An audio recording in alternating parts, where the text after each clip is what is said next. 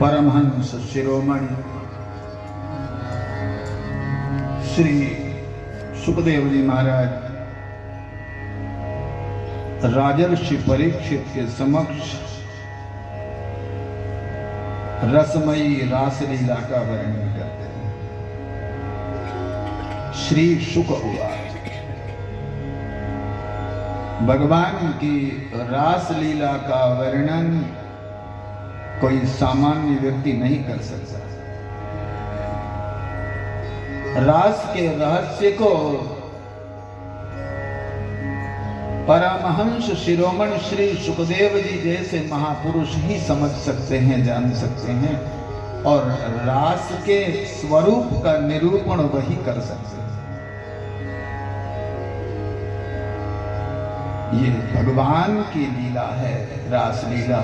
ये सामान्य स्त्री पुरुषों की कामक क्रीड़ा नहीं है, ये भगवान की लीला है। लीला का अर्थ है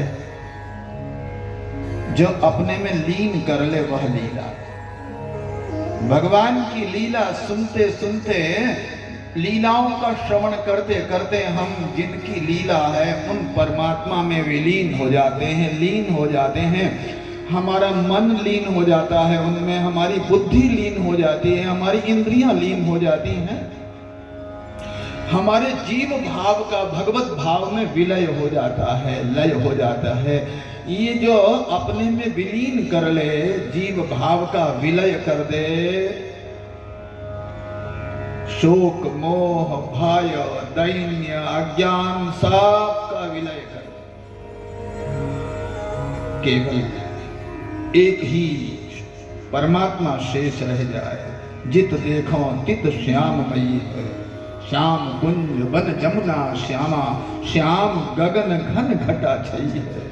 जित देखो तित श्याममयी है। ये जो हमको श्याममय बना दे, राममय बना दे, कृष्णमय बना दे, जीव भाव का सर्वथा अभाव कर दे,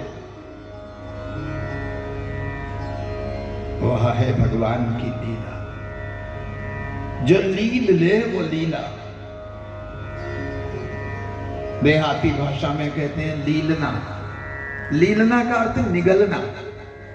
तो जो हमारे जीव भाव को निगल ले, हमारे शोक को, मोह को, भय को, दैन्य को, अज्ञान को, आसक्ति को, सब को जो लील ले, निगल ले, वो लीला है।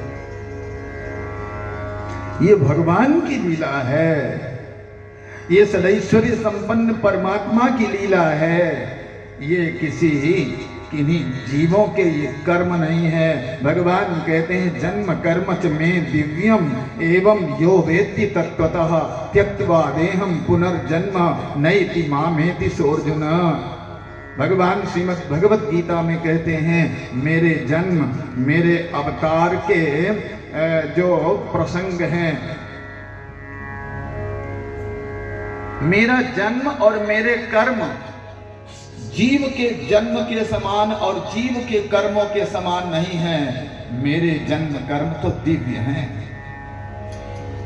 जीव का जन्म संसार में कर्म परवश होकर होता है, प्रारब्ध कर्माधीन उसका जन्म होता है।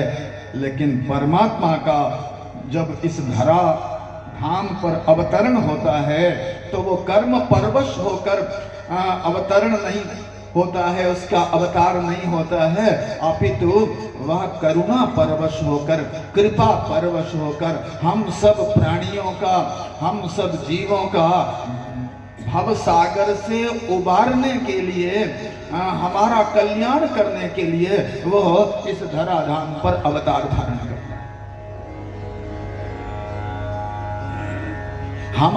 हमारा जन्म और हमारा कर्म कामना के अधीन होता है। हमारे मन में पहले आती है कामना और कामना आती है तब होते हैं कर्म।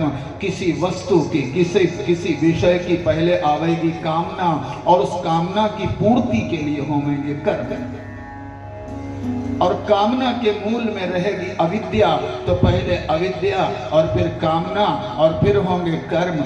लेकिन परमात्मा आप्त काम होकर, पूर्ण काम होकर, वो हमारा कल्याण करने के लिए, हमें अपनी दिव्य लीलाओं को प्रदान करने के लिए, जिनका गान करके हम भवसागर से पार हो जाएं, उन लीलाओं को हमें प्रदान करने के लिए, हमारा कल्याण करने के लिए वो आत्मा राम आप्त काम पूर्ण काम परमात्मा दिव्य अति दिव्य लीलाओं का संपादन करता है, वो कर्म करता है। तो हमारे कर्म और उसके कर्म में बड़ा अंतर है, हमारे जन्म में और उसके जन्म में बड़ा अंतर है।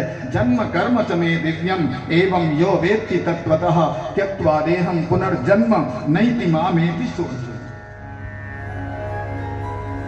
ये सामान्य जीव के कर्म नहीं है, ये तो भगवान की लीला है, भगवान पिता सदैश्वर्य संपन्न परमात्मा की लीला है, रास लीला।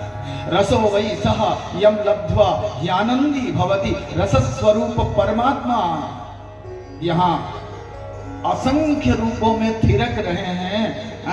गोपियां अपने चारों तरफ उस रस स्वरूप परमात्मा का आनंद निधान श्री कृष्ण का अपने चारों ओर दर्शन कर रही हैं। इधर देखती हैं, उधर देखती हैं, आगे देखती हैं, पीछे देखती हैं, सब और श्री कृष्ण को ही निहार रही हैं। बीच में गोपी और चारों तरफ श्री कृष्ण थिरक रहे हैं, नृत्य कर रहे हैं। जब जीव अपने चारों ओर भगवान का दर्शन करने लगे, अपने सब और श्री कृष्ण का दर्शन करने लगे, तो समझ लो अब उसे रास रस का अनुभव हो रहा है। सब और परमात्मा का दर्शन।